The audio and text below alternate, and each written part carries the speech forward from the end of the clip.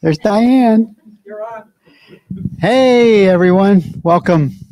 Diane Crosser's in the house. Welcome back. She lives in Florida now, and we have missed you. Diane used to be on the back of the camera there and also right here every Friday with us. We have missed you very much. Thanks for showing up for us, and thank you everyone for being here. We have an exciting presenter for you today. Our beautiful friend Arthur Gay, amazing, beautiful guy, really has a way of languaging the non-dual direct path expression. And he also, he came here from the path of A Course in Miracles, and then he picked up on my teacher, my current teacher, Rupert Spira, right away, and is now his teacher. And also, I still absolutely love Muji and other teachers, and I read the Course every day. So what can I say? I just like a variety in my life, as many of you do.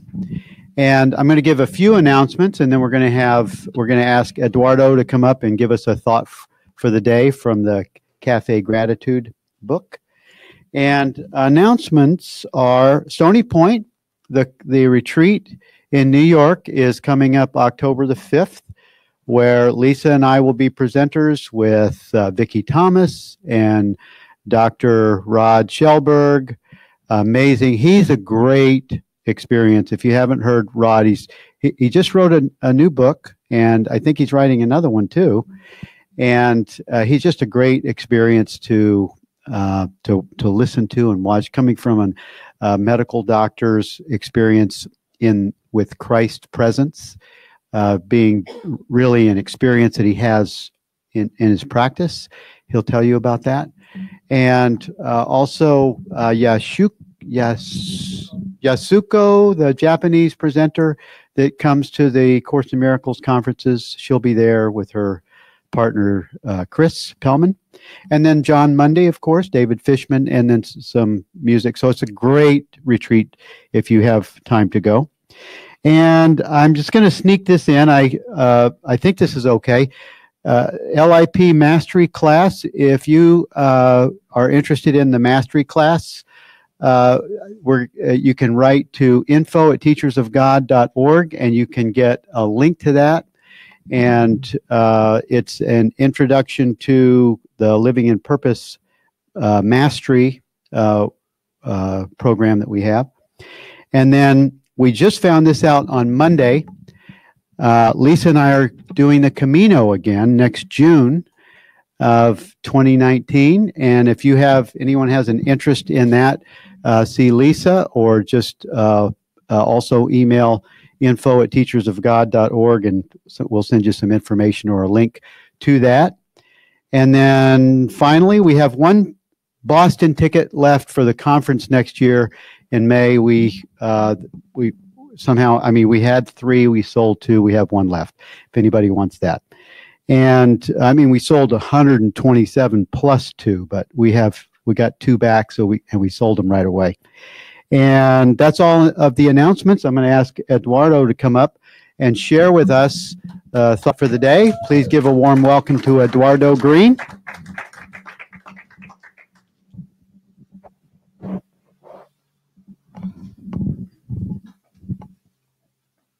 Thank you, Bill. Thank you. Good morning, everyone. Good morning. And to all you out there. This is a reading and a thought for the day, as Bill said, from Plenty of Time. And, excuse me, A Plenty of Time. It's a 366-day creative planner. Terces Engelhardt. With our particular reading for today, I can find the page again. Oh, I can. It's pretty simple. It's set up by day. September, here we are. 21. Microphone. Be with me, microphone, and I with you. Okay.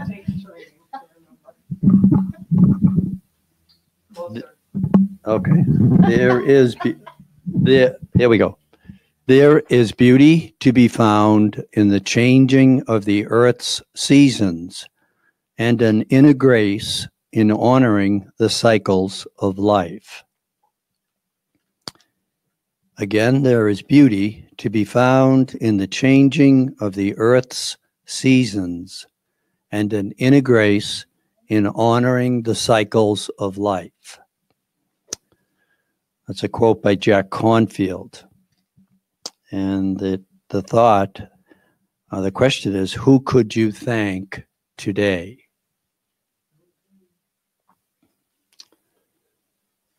So, at this point, give the mic back to you or open it up for comments or anything? Okay. All right, you're up. Thank you. You're welcome, Bill. All right, thank you.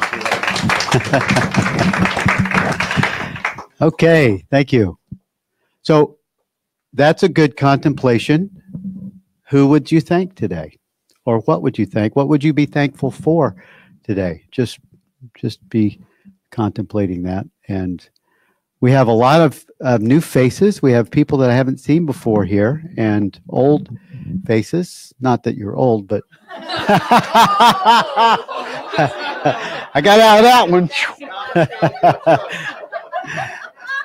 Welcome, live streamers. We're happy to have you with us today. And in a minute, we're going to open with Arthur Gay, and he's going to present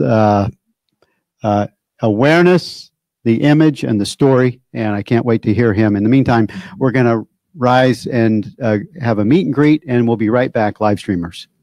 Oh.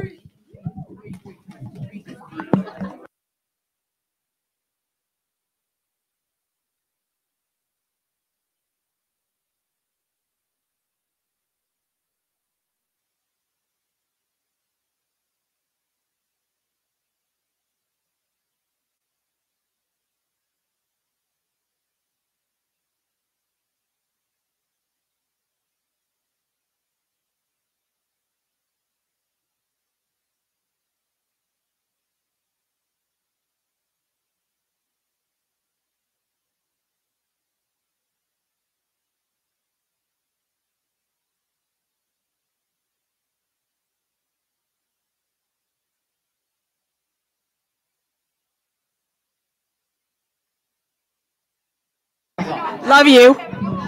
She loves you. We love you. You're Love awesome. him. And look at her.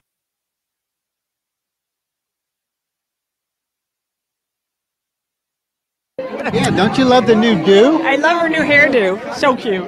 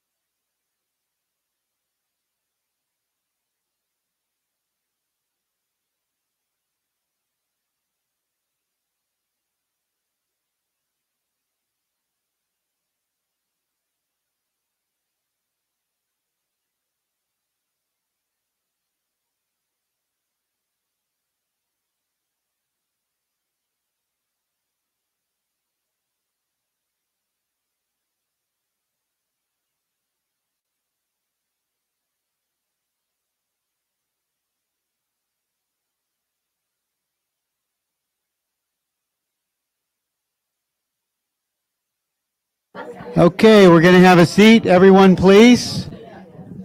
Thank you. Thank you so much. Thank you, everyone. Well, I have been looking forward to hearing Arthur all week. I love this guy. He expresses the truth in just a total direct way. He's a direct communication to the direct path. And I love the way he shares the teaching of the direct path. Please, everyone, give a warm welcome to Arthur Gay. And live streamers.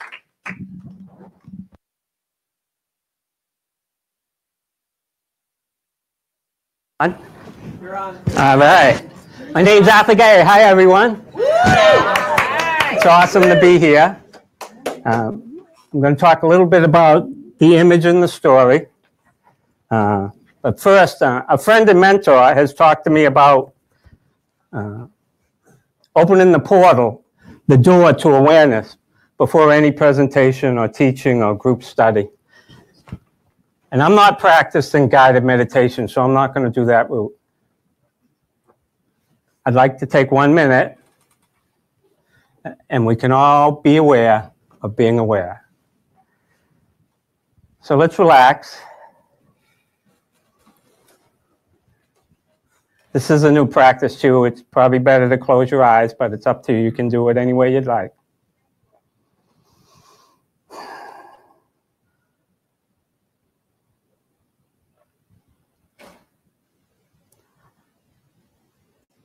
Whatever thought seems to be arising right now, I want you to notice it. Don't do anything with it, just notice it.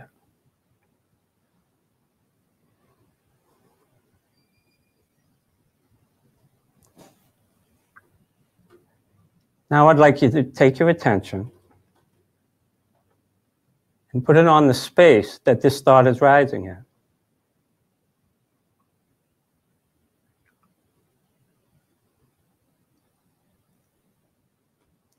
Take a look at this space. Start to explore it.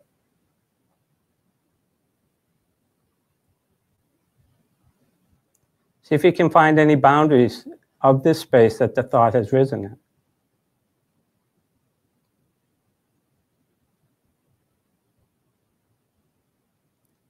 This space is awareness. This space is God.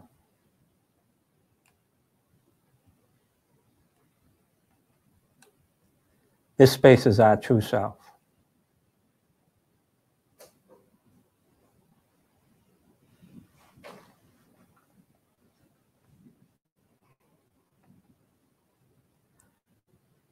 Anytime you want to come back and join, that's fine.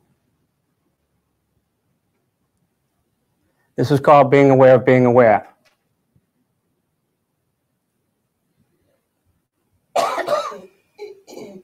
To be my true self, I need do nothing. Whatever I am, even if I don't know what I am, I need do nothing to be it.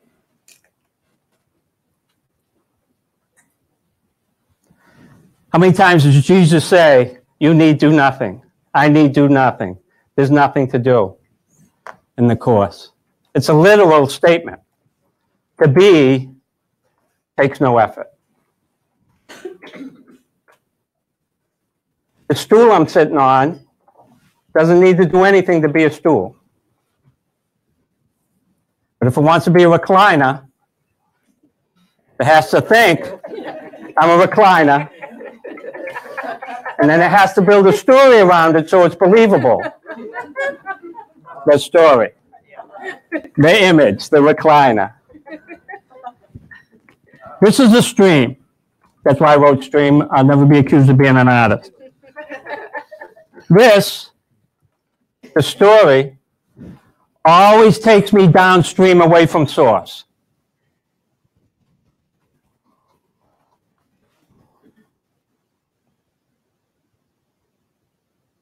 This guy, separate self. When I say separate self, I mean me. The separate self is me, and everything else is not me. That thought, the separate self, says, I am depressed. What experience is that separate self going to have? Depression. It can't have any other experience.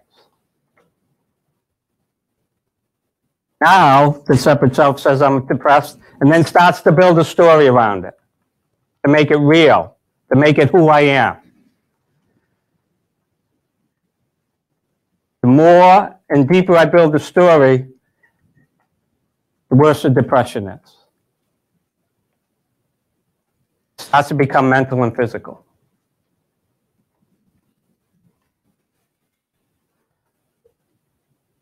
In the experience, depression is probably what we call the biggest illness out there.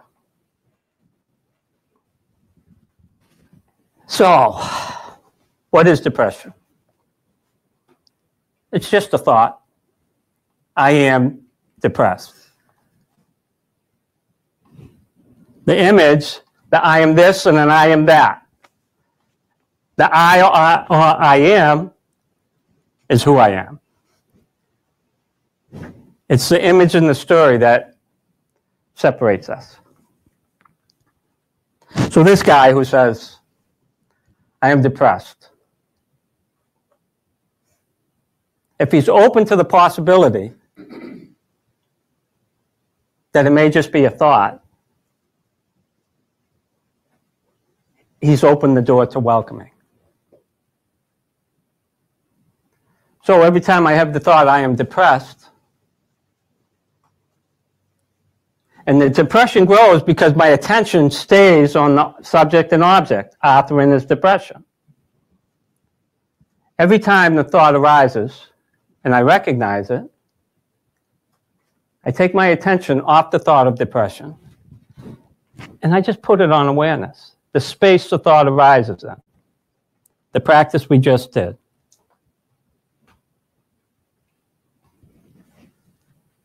As soon as I do this, take my attention off the subject and object and put it on the space it arises in, my true self, awareness, God. I've taken and put a little space between awareness and the subject-object of experience, the subject being Arthur and the object being depression. As soon as I put a little space between awareness and the subject-object, I'm taking my stand as awareness. I'm opened up to a whole new dimension. See, I am this and I am that isn't who I am. That thought arises in my true self.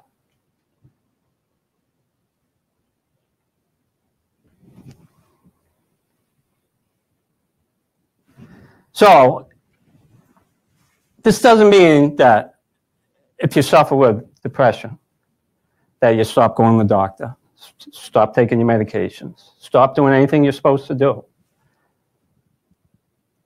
This is what we can do with everything. This is called taking what I think I am to experience, putting my attention on awareness. So, images. These are just a couple of the images I've taken on in my lifetime. Father, husband, addict, firefighter. That was a great image. I was 5'8" and 170 pounds. But when I built a story around this, I was 6'2" and 230. Because of the image the ego carries about that job. But it wasn't who I am. This one, an addict. Off and on through my whole experience, I was an active addict or a sober addict. I built a story around both to make it true.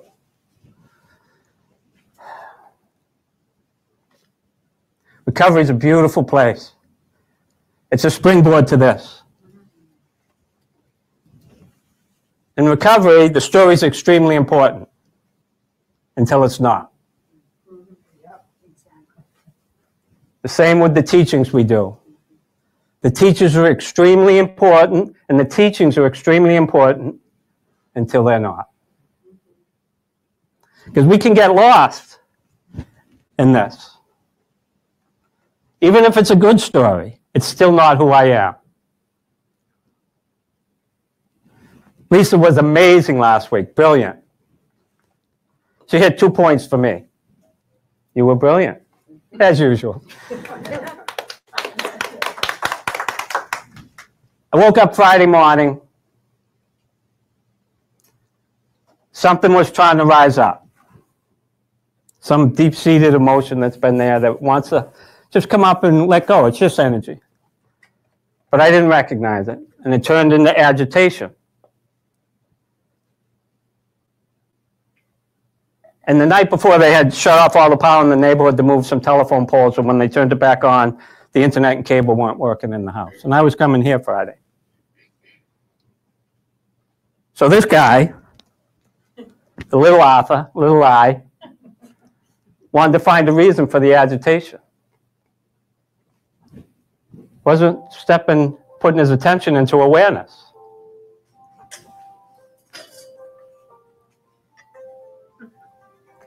So he blamed the agitation on the internet and the cable, and how this person now lacked. He was going to lack.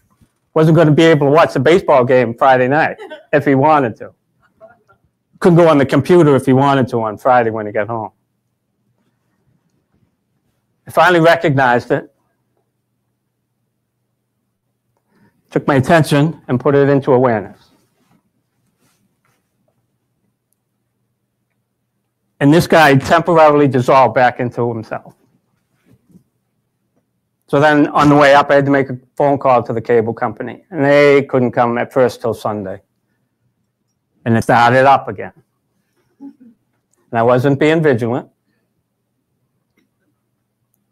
And by the time the conversation was over, they were coming on Saturday.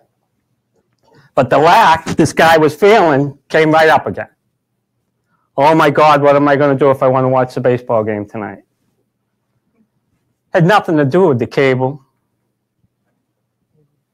the internet, the cable company. Didn't even have anything to do with the agitation. What it had to do was the sensation that started the day that wanted to come up wasn't welcomed. It wasn't allowed to be itself, to come up and do whatever it wanted to do. So I come in here, what's Lisa teaching? Let the light lead. I went, yay, just what I needed. The light is awareness. The light is God. These are just terms for the infinite.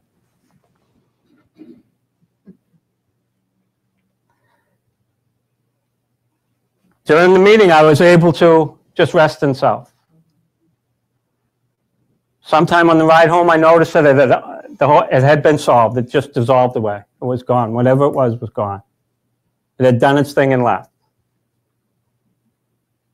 So when we spend time here, take our attention off thoughts, feelings, and emotions that are arising,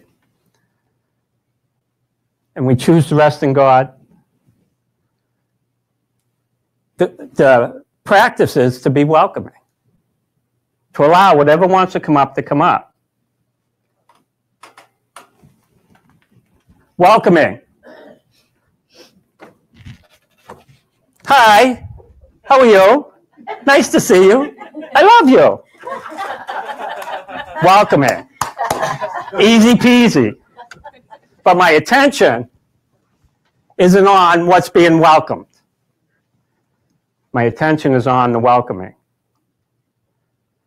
The space that the thoughts, feelings, and emotions arise in. This is step one we do. Once we start this practice, the practice kind of takes over. We need do nothing to be our true self.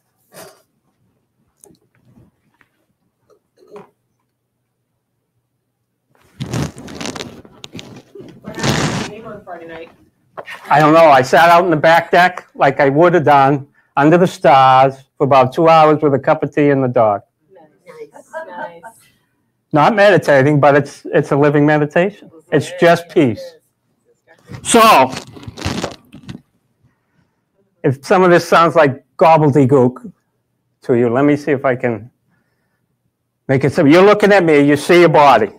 This body is a thought, feeling, or emotion that arises in you. The space that's surrounding this body is awareness. This body arises within this space. This is just a mirror of the inside, even though there's no inside and outside. But when we open our eyes, we see a reflection of ourselves. So when the mind's going, and I'm building a story around an image, once I recognize it, I just take my attention out here into the space. I rest here. I become the observer of whatever's arising. Step one. It's still dualism. It's still awareness, and it's still a subject-object, but we're putting space in between us, between the truth and the superimposed illusion.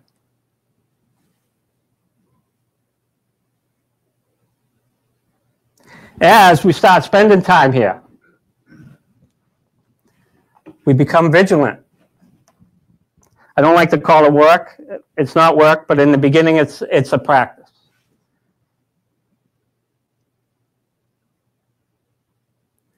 As we spend time here, the mind-body, which I think is me, starts to realign with the truth. The mind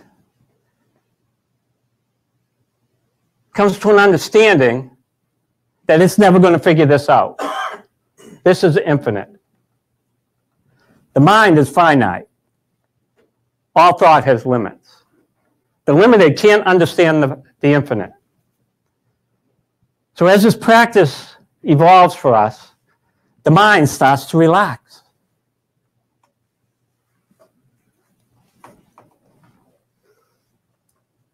It stops wanting to seek happiness. It starts to come to the understand that anything outside of me or it doesn't make me happy. It's the seeking that causes my unhappiness. So as the mind-body starts to realign and relax, that space we've created starts to fill up with love and peace, with God. It starts to reveal itself to us. It doesn't get revealed in the noise. It's always there, but the noise is what keeps us from seeing and hearing it.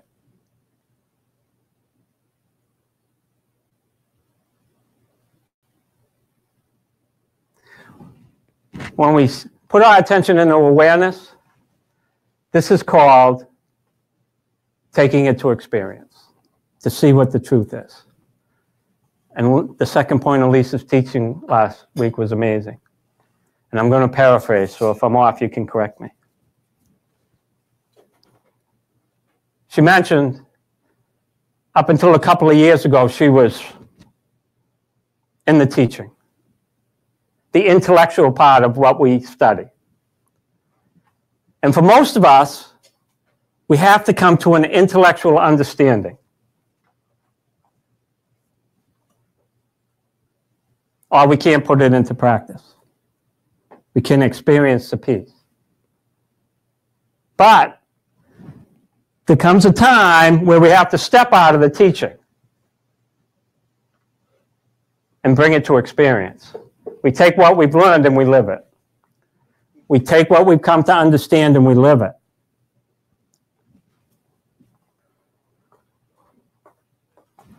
I'm going to share a little paragraph here.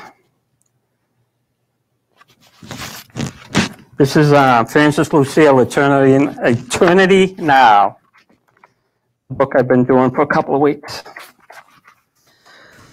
The format is a supposed student asks or makes a statement, and then the teacher responds to it. So the statement is, I love my desires. They make me feel alive. I don't know why I should renounce them. Francis' response is, love your desires. Don't try to fight them. Welcome them. If you struggle against them, there is no way open for you to understand their origin. A thought arises in space. Where does it come from? The space that it arises in has to be present before it arises. So all it can be made up of is the empty aware space. Now awareness is always presence. It's only now, and not the little segments of now. There's only presence. When we live in presence, we live in peace. It's this guy with this that lives in the past. And all the future is the past projected.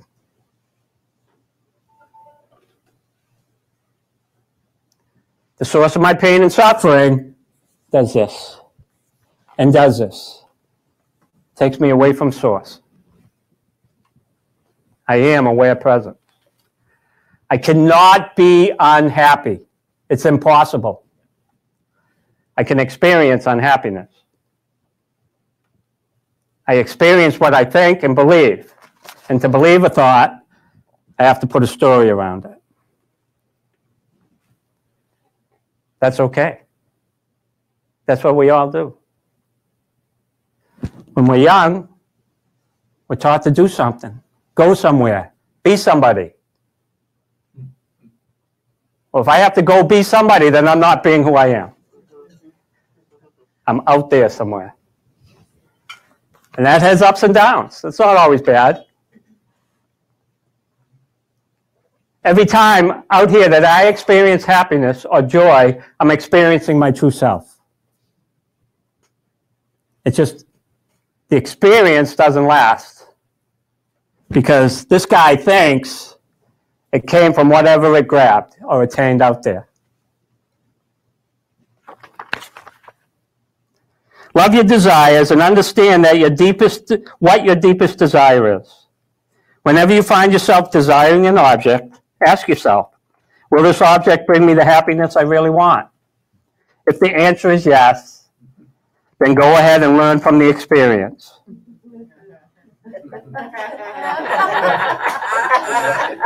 Enough said, huh? By loving your desires, by inquiring about them, you will come to understand that they are all superimposed onto the desire for peace and happiness. The desire to find your own nature, your real home. That lack that this guy felt last Friday, that he was being harmed, didn't have what he wanted, it's just the one desire that matters. To turn inward. That's all it is. It's this guy that puts all the labels on it. Love this guy.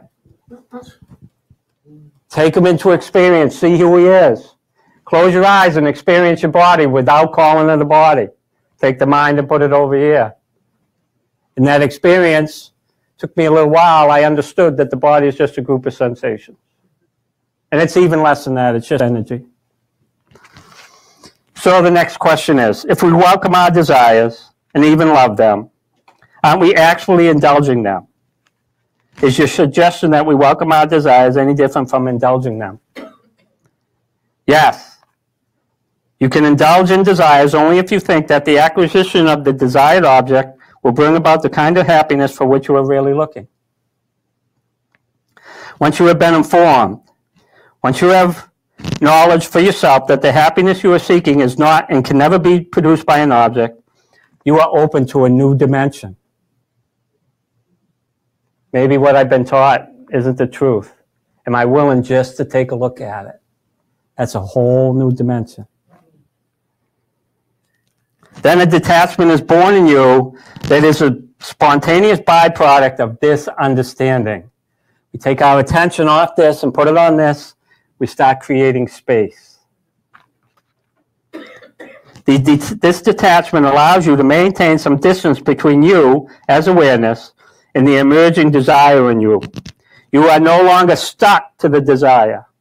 There is some space, some room for change, understanding, and learning. Take it to experience. Live what you've learned.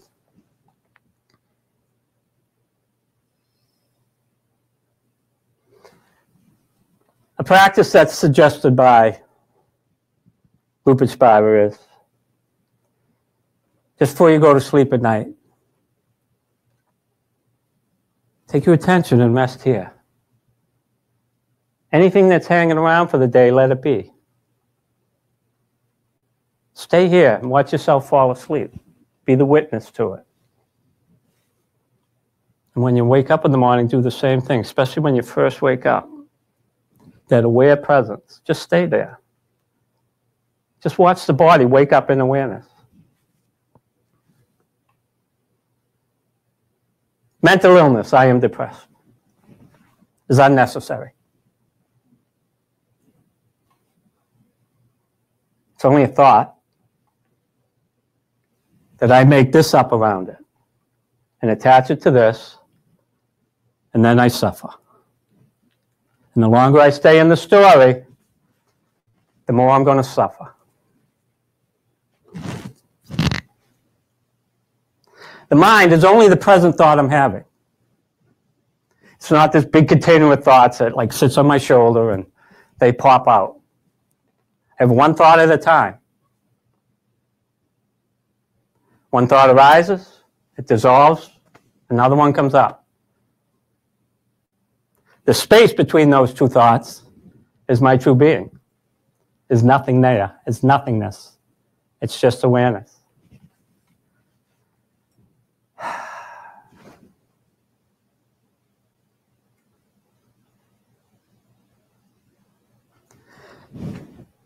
When we start spending time in aware presence and the mind relaxes, it becomes a tool it's supposed to be. Consciousness, awareness, just uses the mind as a tool to guide the body through experience, to be practical. Thought has two purposes. Okay, side road. I was reading in one of the groups, someone wrote about Jesus saying, I need do nothing, and then going into meditation to try and quiet the mind. What a waste of time. My personal experience, for a long time I did the sit-down meditations. I took an hour early in the day, an hour late in the day to do the meditation. What I learned in that practice was the mind can calm down, but it can't be still. It showed me that quietness exists. But it's not stillness. It's not who we are. But it's a great precursor to stillness.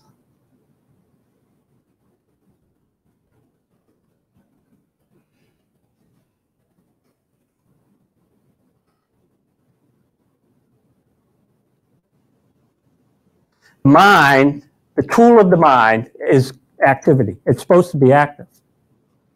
Practical thinking, navigate the experience we're having, and higher thinking. Love, God, consciousness, us. See, I don't have an awareness up in this round ball here. And I don't have a mind up here. Neither have ever been discovered in the body. This is shared. There's one awareness. It's us. And everything arises within this. See, this is step 2. Once we start practicing putting space between awareness and this guy, this starts doing the work for us. So back to mind. Practical thinking. I need gas in my car. Mind and body collude to get gas in my car. Practical thinking. Higher thinking. love, we can stay there all the time. We can be active there all the time. That space we start to create fills with peace. I know I didn't recognize it. It was recognized around me by people who I see all the time. Today, I'll tell you that awareness comes so forward, and I can sense it and feel it. It's here. It's like a wink from the universe. It never comes when my brain's doing what it was doing last Friday. I have to make a conscious effort to go into awareness. The funny thing about that was the thought about it came up a couple days later, and I was just amazed at how long it's been since I've had that experience, where I had to make a conscious effort to step into my true being. But it's okay. It's just this guy, the residues of the old separate self, coming up. We buried those thoughts, feelings, and emotions so deep in us physically, they need to come up. We need to allow them to rise, and that's the welcoming. So mind is active. If you want to try and stop thinking, God bless you.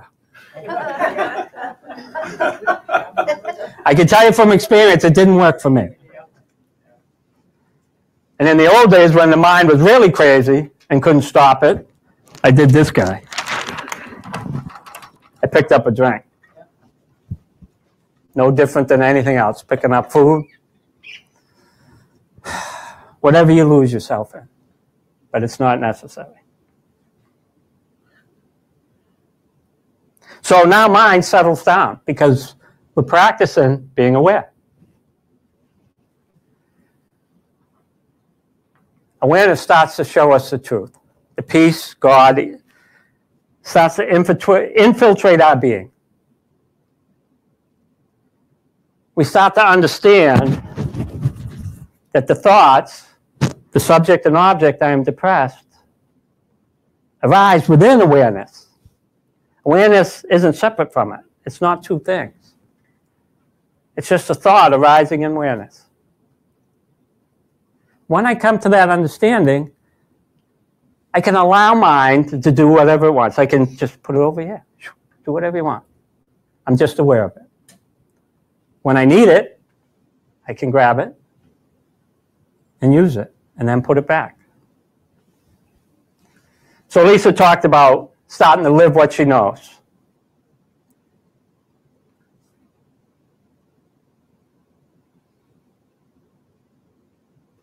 Today we live life. Get up. If you have a plan and it unfolds, however it unfolds, you're gonna do it. You gotta go to work, you gotta do this or that. Doesn't matter. We just live life. When something arises in the experience, whatever tool we need is given to us. I might need to be a father. First football game. We're in the new house. All the 25-year-olds hang around and come watch football. It's been a tradition. They all like to drink. Well, my son used to live with us. We moved away from him and let him keep the apartment. So if your kids won't move out, you can go and leave them. So he comes over to the house, and we got a whole gang, and they're all drinking. And after the game, he's going to drive home. We had a perfect game. It was beautiful, all peace. But when he said, I'm going to drive home, the thought arose, and this tool came up. That's all it was. The father rose up and said, no, you can't drive home. You can either stay here or we'll figure it out. Give me your keys. And that was the end of it. It got resolved. I drove his car. He went with his friend. His friend and him drove me back. On the way back, we had Led Zeppelin going. We were singing all the way. Nice. No residual was left behind from the tool. There was no story attached to the Father. I am the Father, and you will listen to me. And it didn't last. The tool was put away, and we just live life. That's it. Just be. The stool is just being. I'm just being.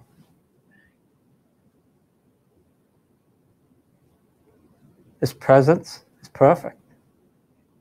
I'm doing nothing. Well, I'm doing something. I'm talking about love. But it's perfect. I don't need anything. Do you need anything? No. You need anything? Nope. Need anything? How good is that? What a beautiful way to live life. So awareness says yes to all experience. It's open to anything that arises in experience. And look, experience is all we know. So all I know is experience. Everything's experience. And what I know about it is the knowing of it. That I exist. That's all I know. I exist. It's just the I isn't this guy. So awareness is wide open and says yes to everything. So Lisa and I are walking the dog down the beach. My Lisa, not Lisa. We're walking the dog down the beach and we come across a scene and maybe two kids are beating up another kid. And awareness, being open to all experience, also says yes to the thought that arises in mind that says this isn't appropriate. And whatever action comes out of that comes from right thinking, comes from awareness. And what happens is it's resolved. It dissolves back into itself, into love. See, awareness is aware of all experience, and all experience is resolved. Anything we think may be in the past has been resolved. Has to be, because it's in the past, it's not now. Anything we think is presently going on will be resolved. Awareness is open to the total experience. That's who we are. We welcome whatever happens. We love it. Don't mean we have to like everything going on, and we don't have to stay in atmospheres that aren't conducive to self-love. We don't have to do that. We make a choice if we do that. But when I welcome all that arises, when I'm the witness to all experience, I'm at peace. I'm not affected by what goes on. I've stopped trying to change the world that the maker of it doesn't seem to see it be necessary to change it. If it needed changes, it would be changed, and it wouldn't be by this guy, even though this guy thinks he knows everything and can change it.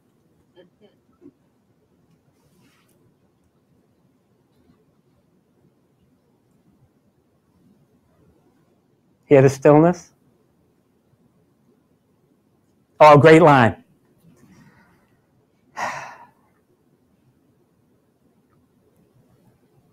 When I say I'm not listening, I am now listening.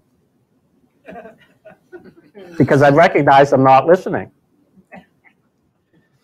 And I'm aware I've stopped being stuck in the story.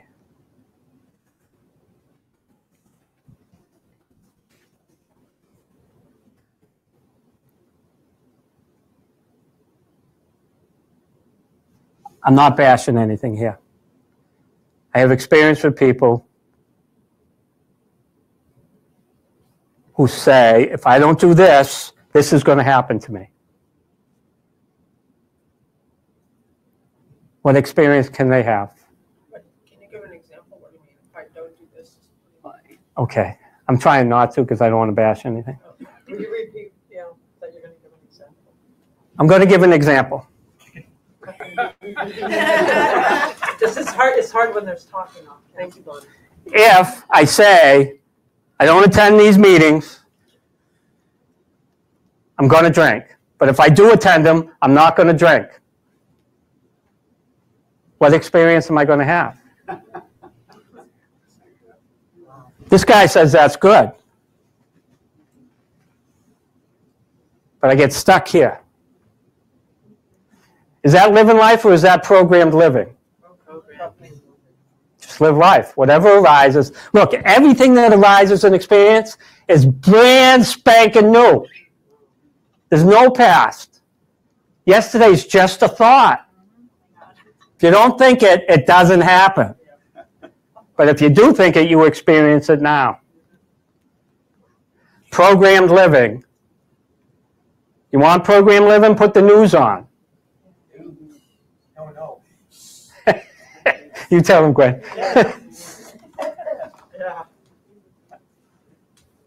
So what's beautiful about this practice of being aware, of being God, is those desires that I love when they come up, and those needs that I love when they come up, start to fall away. They no longer serve me. The mind is thinking in peace now. It understands its place. It's just a tool that awareness uses to experience itself. The mind is like the moon for the sun. The sun can't see itself. It can't illuminate itself. It sees itself by its reflection on the moon. God sees us by its reflection on mind. There's only one mind. From the point of view from this guy, there's 40 people in here having a separate experience. Awareness just sees the whole, our true self, our beingness. Question? Go, Irene. Got a microphone?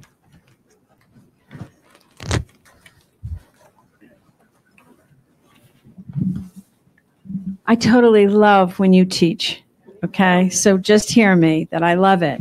So here's my question.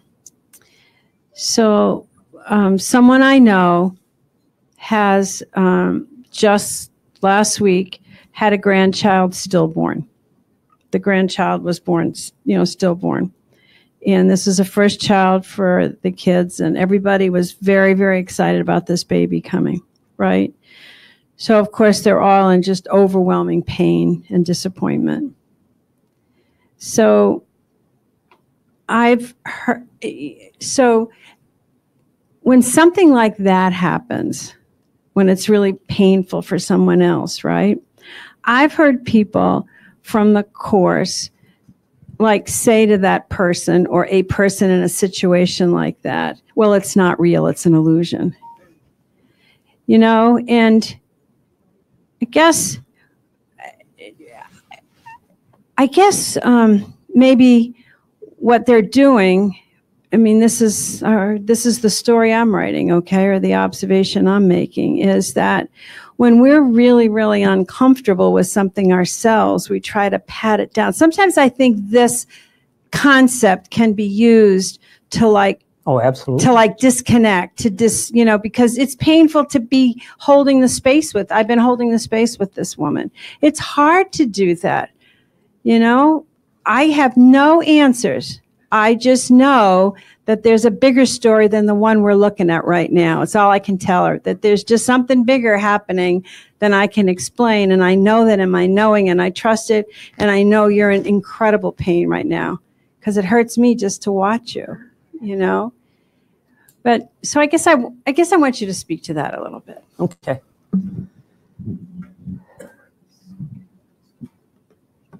Expectation is the beginning of that pain and suffering. We have an expectation of a birth that's going to be healthy and all that. But put that to the side. Sadness is a natural process. But it's not who we are. It's just an experience we are having.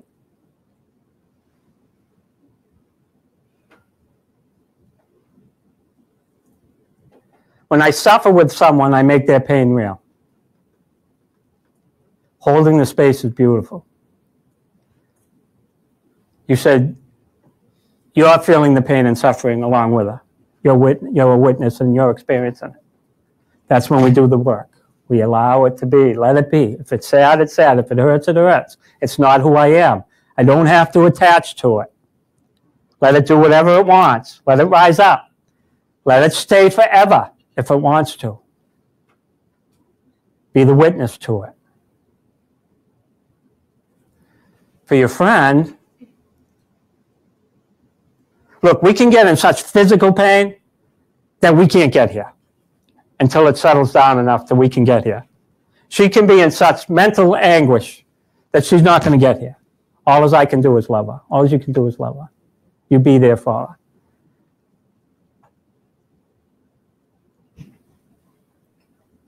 When I get the boohoo me, and this isn't a boohoo me, but I'm just using that as an example. I just don't support it. But I love their truth. You love her truth. It's going to pass. It's all temporary. It's not who she is. She thinks at the moment, maybe, that it is who she is, which will make it real. Look, every illusion has a reality to it. An illusion is just something that exists that seems to be other than it is. I think I'm a mind body. All I am is awareness, the expression of God. That's all I am. So when you feel sad, let it be. It's only energy, it's only sensation that we label sadness. And it hurts. It's okay. We are still human beings. We're going to experience anything the physical body experiences. The mental anguish is a choice.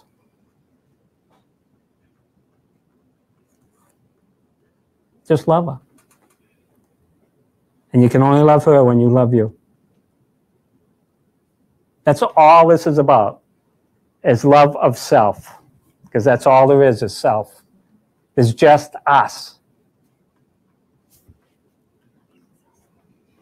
Just rest in it. Be it. I don't have to be the recliner.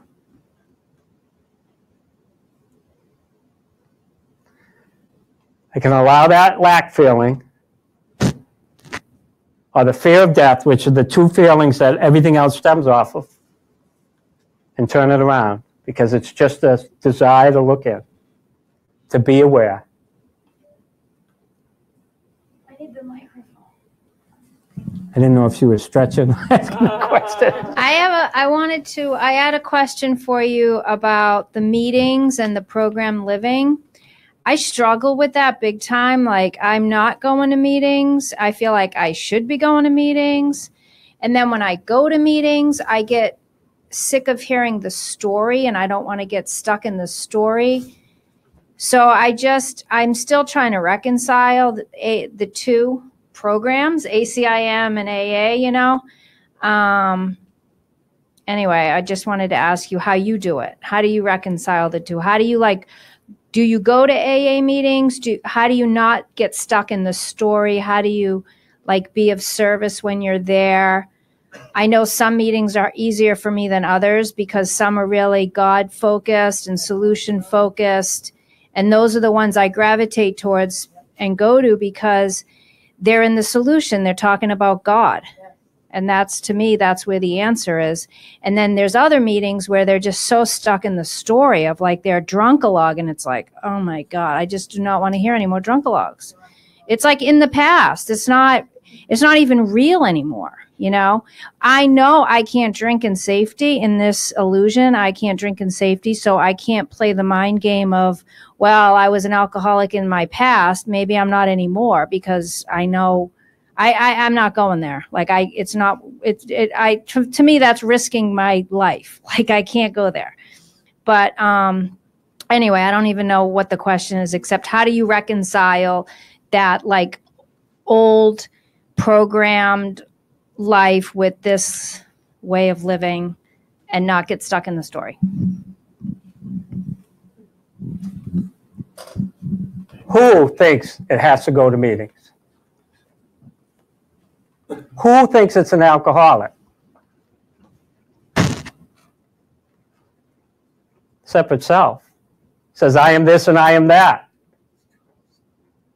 I am the teacher. I am the teachings. I am.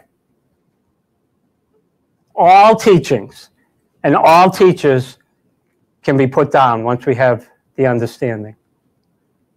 And we live life. If it rises up that you want to go to a meeting, go to a meeting. It's only my thought that comes from separate self that says, somebody's going to say Arthur's not working his program and doing the right thing, and he's not showing up anymore. I hardly go anymore. I went Tuesday night. I loved the people. The chairperson, they chair a month at a time, came up to me and asked me, are you interested in chairing next month? I said, no. He didn't like it. He said, can I ask why you say no? And I said, you asked me if I'm interested, and I haven't even thought about it, so I really don't have any interest. And then I said, no, it's not a swear word, and he went, okay. I don't tell a story anymore. Look, if I was 10 years ago, if I was 100 pounds overweight, and I lost all that weight 10 years ago, am I still overweight? Am I recovering from overweightness? There's only the present now. That's all there is now. So if the thought to have a drink rises up, and the mind has been spending time here, practical thinking, it doesn't latch on to anything that doesn't serve it. Those desires have been let go.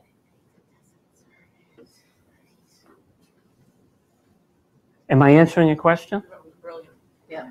So I handle it because, like, my meditations just went away. Those long-term meditations I did, this here just stopped it. There's one other piece, though, that's left out in that we're all one mind, right? So there's still minds out there that are struggling with alcoholism, and it's not just about going to meetings for myself, it's to give back. So maybe I don't know, maybe we can bring this into the halls, bring this way of thinking into the halls. I don't know. Just a thought. Have fun with that. Because I've done that. Listen, just the conflict, should I or shouldn't I, doesn't come from my true self. Allow it to rise up and be. Whatever's supposed to be will be. It will be resolved. If you're supposed to go, you'll go. It's the conflict, the thought. That's all it is a thought. Just sit with it. When it rises up, let it be. Sit with it. Don't resist it. Don't say, I should go or not go, because that's resistance. That creates unhappiness. Let the thought be. You will do what you're supposed to do in the experience. Thank you. Look, there's no program, no teacher, and no teaching. Once we're being.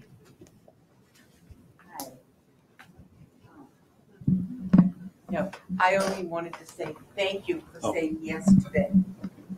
Saying, Thank you for saying yes today for speaking. oh, okay. This You're is welcome. Very, very good. Yeah. I second that, Maggie. Thank you very much for your teaching. I did hear you say something about physical pain and it's a little bit harder to get into that awareness place. I have a reality of multiple physical issues, 3 really weird joints that need to be replaced, one of them being my ankle, and I have been hardly able to walk this week. It's been a real drag.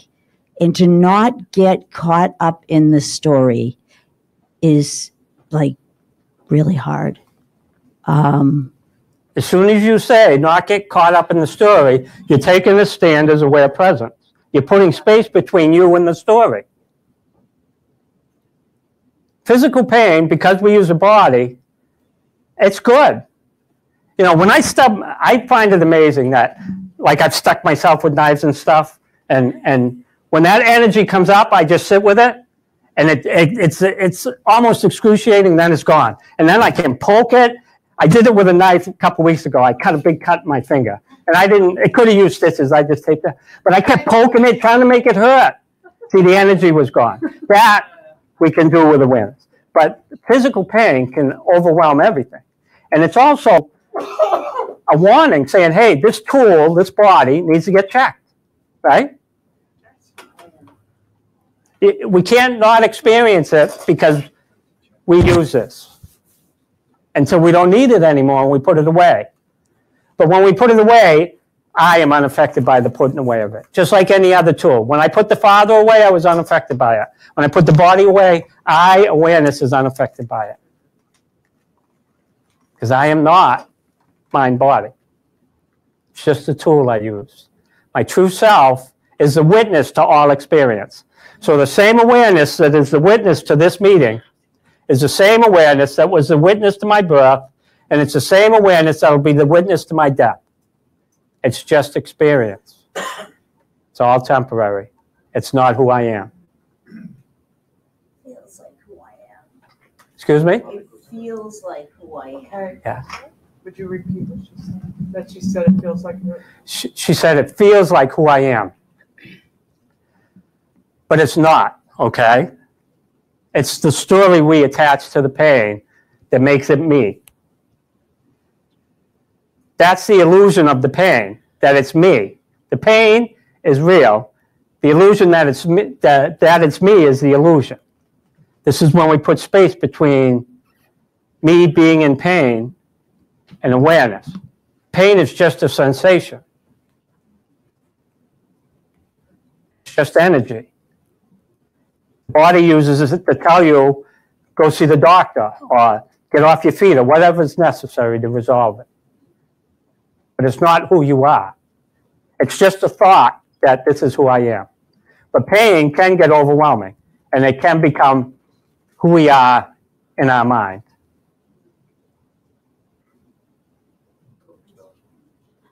But it's just pain. Really, it's just energy that I label pain. Some space between awareness and this person who thinks the pain is them, the separate self. Let the pain be. Trying to get rid of it makes it worse. It sounds funny, but it's true. Arthur, one of the things that I spent a lot of time in pain on the Camino, and because I hurt my ankle the night before we were walking, and sometimes I just took a couple of really good ibuprofens, got rid of the pain until I could tolerate, come to the place where awareness really took over. But sometimes the pain was too great, and I took the ibuprofen. And when I had my knee replacement, I took the narcotics until I didn't need the narcotics anymore. And I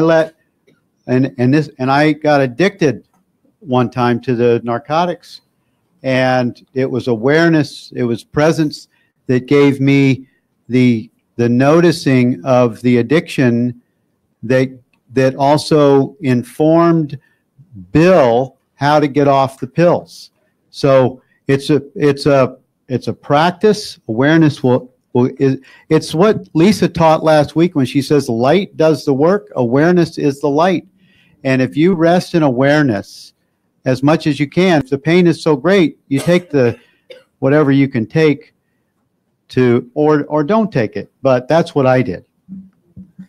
So that's perfect. That's absolutely perfect. Practical thinking. The mind, the tool said, take some ibuprofen. Yeah. That's practical thinking. That's what thought is for.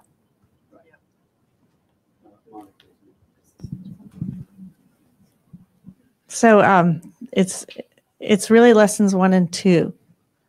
It's really nothing I see means anything, and I give everything I see the meaning it has for me. And that's the only lesson you need to understand. Those are the. You're all done. Hello. You're all done. Right. But that's what's amazing is that we're always being brought to ourselves, giving meaning to all that we experience, and then we think it's outside of us, and then we forget that we've done that. So there's that denial of who's making up the story? And when I experienced that, when I go back to the idea that I make up my story because I want to justify my pain. I want to make my story real because I've made it up and I like it. I'm attached to it. And Without the story, you can't believe it. Without a story, right. But I don't exist without a story. Well, you exist. The separate self. Right, the separate self thing I doesn't think exist. I am, the thing I made up, my entire identity as a human being is made up. Mental illness. Yeah. It's Mental illness, unnecessary. like amnesia, right? So thank you. This is brilliant teaching. Hey, here's a great thing. I had someone near and dear to me die from Alzheimer's, and they drank all the time. And then they forgot they drank and stopped drinking. So what's that tell me about drinking? It's a thought, right? Right? That's all it is. She forgot and stopped drinking. Yeah. That's funny. That's awesome. Right? So, You need a microphone, honey. I have a question online too that needs to be addressed. Go ahead, well, Bill's fixing the mic. Who needs the mic? Bonnie Gwenda. does for a question online. Can we get the question online? Quick, Go ahead. Okay, Arthur. So there's a few people that want this addressed. We have one person that wrote in, but other people have someone. So we have a woman who is now homebound because her fiance passed away. He got her out of the house. She needs a walker and needs assistance. How can she overcome this story? Uber. It's the same story. It's not who she is. Now, practical thinking, she needs to find a way to do what she needs to do outside the home. That's practical thinking. But the stuckness in the house isn't who she is. It's just an experience that she's having, that awareness is having. It's not her.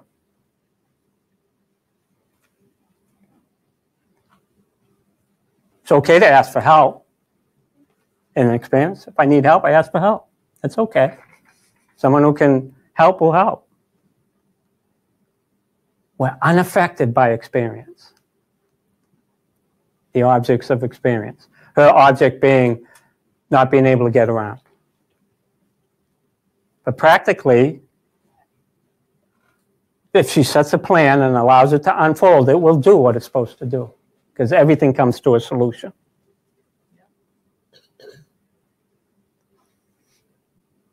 It's when I say, I'm stuck, that it seems overwhelming. That it's who I am. It's not who we are. Oh, Gwen. Go for it, John. This is on? All right. I, in my 20s, herniated 5 discs. And my experience was that I was debilitated, whatever. I was now, unable to walk. And on top of that, I added the experience of being depressed. And then I added the experience of multiple drugs and not being able to function, and went further into depression. And these were just experiences. What was still the only thing that happened was I herniated 5 discs. And so the pain became greater and greater in layers. And I didn't see a way out. It didn't make sense until I got angry with it. And it was interesting because not that the anger is the answer. The anger was just the push to go, this is bullshit. This doesn't make any sense. It was just an experience and a story. And so I decided to try to recreate the story. And basically, I started going for a walk, which was just against everything that everybody was telling me that I was from the outside. And in that story of walking with crutches, I decided, well, I couldn't walk very well on these major medications. So I stopped taking the medications, and then I realized, well, the pain's there. And basically, this was the undoing of the story, is what I was doing without realizing it. So when I came down to the pain, I thought, well, my body actually works fine. It's just the pain. I could still walk. I just thought I couldn't walk because of the pain. And you use funny ways to put separation. I did, yeah. And so I worked it down, and I did a lot of reading on stuff about pain. I thought, well, how do I handle pain without doing drugs? And when I found out that the awareness of the pain, surrendering to the pain, and accepting the pain as just being part of what my body was in that moment, it was miraculous, because at that moment the pain stopped. The moment I read that, the pain stopped. Not when I read it, when I believed it, put it to practice, brought it to experience, and of course it came back. okay. But it was an experience that went, oh, there is another experience here that I haven't learned, and that was that I'm not. And what is that right now? This whole story you told, what is it now? It's all a big illusion. It's a big story. It's just a thought. Right. It's totally made up. The discs are still herniated, and there's no pain. Cool. So that's the experience. So what do we do? Now, We live life. You live life, and you have pain, you do pain. It's pain. It's not who you are. You can still be love, you can still be joy, you can be everything, and your body has pain. Yeah. Is it easy? Don't go any further, because now you're going to put a story on it. Okay, we got to call it quits. We're late. Thank you for having me. I love you all. This is so awesome. When this rises up and Bill invites me, I get excited. All right, let's everyone stand and do a circle, and we'll have a closing prayer. Thank you, Arthur Gay. Brilliant. Let's give him another warm round of gratitude. Thank you. Okay, we have a big circle today. Okay, thank you guys thanks for everyone for coming. Thank you live streamers for being here. I'm going to give the gratitude prayer for the tithes and offerings. We have a love box over here by the kitchen. And if you guys want to swing over to the teachersofgod.org and make a donation, that would be awesome too. Divine love as me blesses and multiplies all that I am, all that I have, all that I give, and all that I receive. Thank you, God. And thank you, Arthur, for that awesome teaching.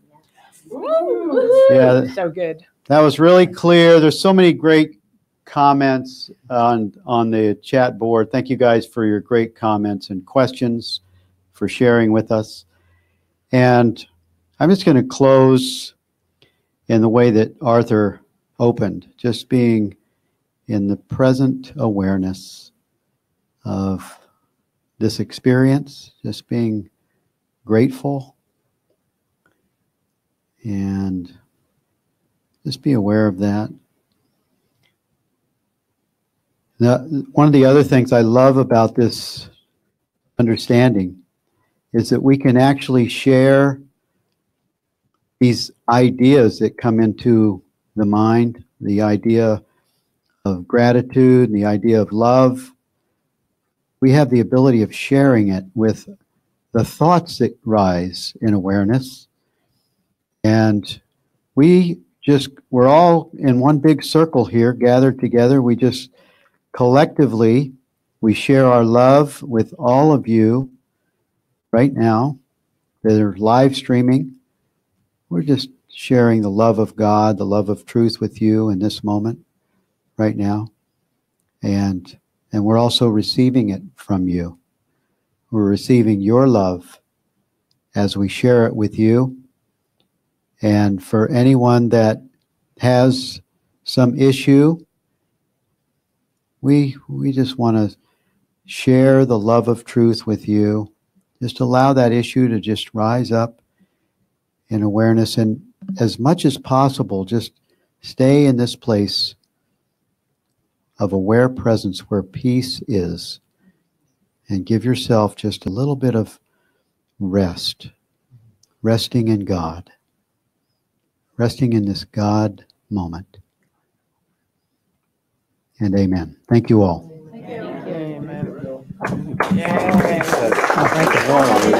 Right in alignment with my practice. It's